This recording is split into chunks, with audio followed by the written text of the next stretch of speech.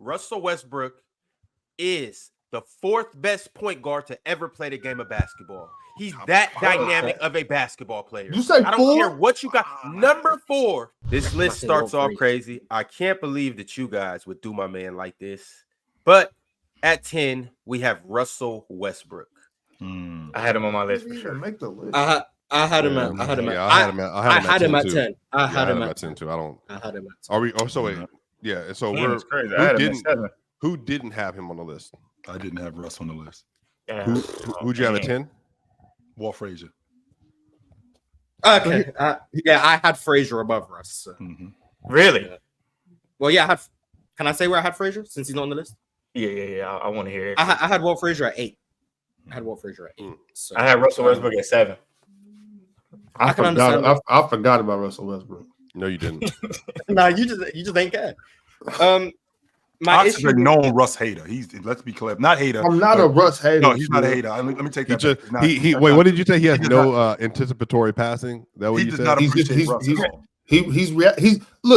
a baller because he's just reactionary, which his ability to just react and do certain things should be praised. But he's not a thinking basketball player. Like I agree with that, but he scored the ball so well, and he put so much pressure on the rim, and he like rebounds as well too, and he play hard, and he gonna play every night. That makes up for him not, like manipulating the game like how those other point guards. Can't we say the same thing about the only? What's the difference between him and Rondo? Because like if Russ would have won an NBA championship, this is what I'm asking. Because Rondo wins the NBA championship. Right. If Russ won an NBA championship, how are we talking about Russ? We talking about Russ way different. Well, you have him top 10. 100%. Absolutely. Absolutely, you talk about him different. I would 100%. I would 100% this agree. What I'm talking about because when winning matters. Winning 100% matters. The production matters. Winning matters. But with that being said, when I think about Russ, and I think about the other point guards, yes, being smart and taking care of the basketball does matter. Russ had a season where he averaged almost 6 turnovers. Right, but chill. You're asking what would have happened if he won a championship. Have you asked yourself why he hasn't won a championship? Because KD left. KD left. Because KD ran down the stretch of 2016 in the Western Conference Finals. But KD definitely played bad in that series. 3-1. You know what I'm saying? Like, come on, man. Like, yeah, but it wasn't Russ' fault why they lost. If you go back and look at it, KD played bad. Like KD was tripping. When they lost them 3-1 series, that was KD tripping. But I understand, Russ sometimes don't look. They should have beat the Warriors, y'all. Let's cut the nonsense. Can we talk about the good? Running back. Yeah, that's what I was going to say. Everything about what Russ hasn't done. Can we talk about the good? Can we talk about an MVP? I agree. Can we talk about an MVP? Y'all got Oscar Robertson on your list, right? Can we talk about the triple-double king? Can we talk about probably the only guy on this list to lead the league in scoring and lead the league in assists? Can we talk about that? Nah, y'all don't want to talk about that, huh? Who's y'all? Talk about turnovers. Yeah, who's y'all? Who's y'all? I have him on my list. Only 2 of us didn't have Russ on the list. It was Chill and Orks. The rest of us talk about this. And then they was yapping about him in turnovers. So it was them. Four of us had Russ on the list. Jordan just said he had him at 7. Ron, I know you had him around there. I don't know where you had him. Me and Swiper both had him on the. Yeah, I'm sure you did. Damn, my bad. Damn. Where'd you have Russ? Russell Westbrook is the 4th best point guard to ever play the game of basketball. He's that dynamic of a basketball player. You say I don't care what you got. Number 4. He is the most dynamic point guard. Okay. The most dynamic point guard that we've ever seen. Excluding Magic. But in terms of the ability to score, the ability to pass, this is bullshit right here, Ron. Because this is what you do. We do the same thing with Anthony Edwards. Because we see a guy that's dynamic and he's got a lot of highlights, and automatically we forget all the other stuff about his game.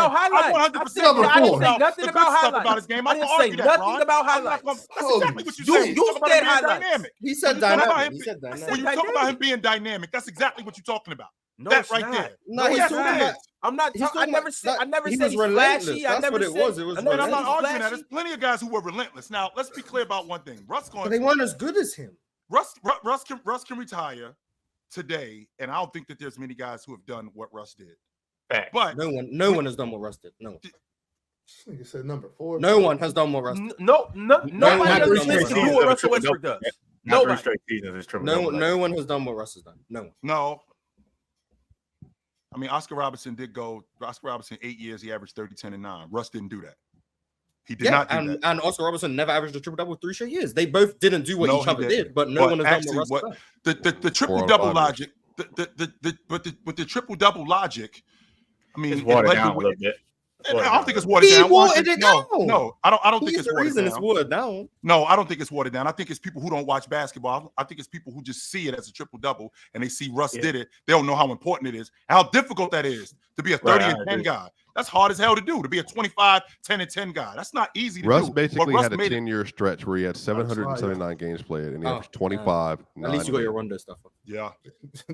Like I don't know what we're doing. But Ron, so we saying goodbye to Ox. That's what. Yeah. All right, Ox. Goodbye, Ox. Yep. Damn, I just seen who Ron put at 9. Oh my god. Okay, interesting. I think Russ at 10 is fine. My issues with Russ was some of it was longevity related, and some of it was just how do I view him as a complementary piece. I don't know how I view him next to someone else in terms of some of the bad decisions, some of the questionable shots, all of those things. Like in a smaller role, do I think Russ is Russ? I don't know. And that's what do you mean? What do you mean in a smaller role? Like next Russ without KD, he was still Russ. Yeah, in a bigger role, that's where you saw Russ at his best. In 15, 17, 18, 19, Russ was at his best. And he had the ball in his hands the whole game. He was running the show.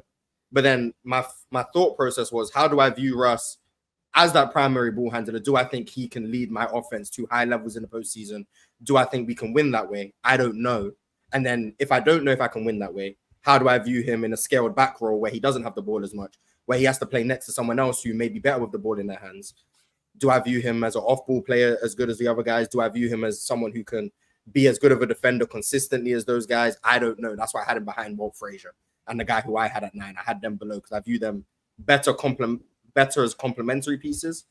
And I don't know how much I value what Russ could do as the focal point of an offense if I don't think the ceiling of that offense is very high. But Mars, you saw him as that though. It's not like we're in year 2. It wasn't a great compliment. We seen the whole thing with Russ. What do you mean he wasn't a great one? We saw him with because even next to KD was the best player, but he wasn't complimenting KD. It was still. What about when he was in Houston? What about when he was in Houston? Yeah, it was 27. Yeah, I don't think that was a very good year. They had to trade bigs to make Russ work. Like that's why I talk about when it comes to fitting in, they had to get off Capella, play PJ Tucker and Rocco at the 5 to make Russ viable. And it worked, and it was a very good experiment. But when you have to alter your roster so much for a Russell Westbrook, do I think that's more valuable than someone who I don't like? For a Rondo example, Rondo, you don't have to alter your roster for Rondo.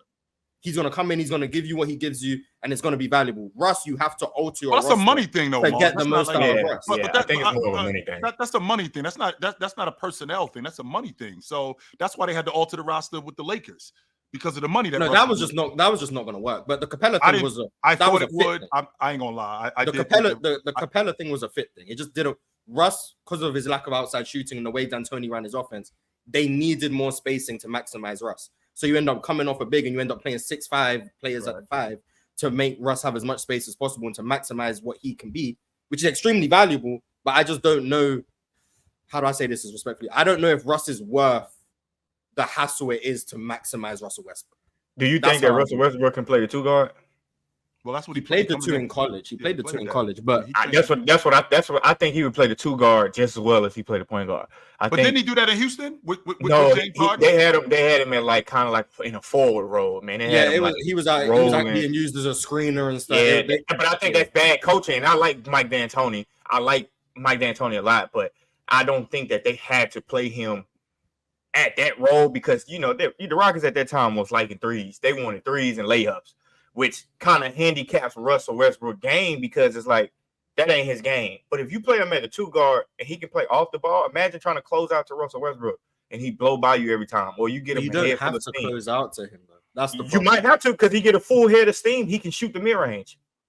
Yeah, but then when the mid and that's the Russ where the mid range was going in, that's the 17, 16, 15, like that Russ. But the Russ in 18, 19, 20 and on, the jump shot fell off a cliff. That's not, you can look at statistically, you can look at eye test wise, he just wasn't making the jumpers that he that elbow pull up. It just went from 43% to like 36%. Like that's a big drop in terms of the efficiency and the productiveness of that.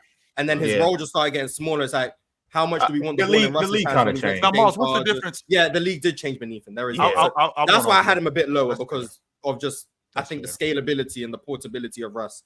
And then as the jump shot fell off, it went left. So that's why I had him at 10. But I think he has to be top 10. But with Mike D'Antoni's offense and it being wide open, I mean, Russ excelled in that offense in Oklahoma City with a big like Capella and Steven Adams. Absolutely. Wouldn't if the offense is even more wide open, that means Russ is attacking more. That means the game's faster. That means he's getting to the rim more. The secondary break is even better, and you got a big dive into the rim like Capella. Wouldn't he be even better running with a guy like that? I'd like James Harden wasn't there, and that's the point. It's about fitting next Russ. That year, Russ shoot. What was Russ shooting percentage? I can look it up. In that year, it was 47% from the field and 25% from three, I believe, if I remember correctly. Yeah, Russ was never a long ball shooter. We know that. Yeah, but for 47% and averaging 27, that was his highest field goal percentage of his career. But that was because they put him closer to the rim. Like it was they tried. I think his 3-point volume went down from the previous years, and they tried to get him as close to the rim as possible to maximize him. But I think Russ and Capella with no James Harden, excellent tandem because Russ is going to get to the paint at will. He's going to make the laydowns. He's going to make the lobs. He's going to kick out to shooters. Right. But when he's next to James Harden, and we know what James Harden was at that time, he's going to have the ball in his hands. How does Russ fit next to that?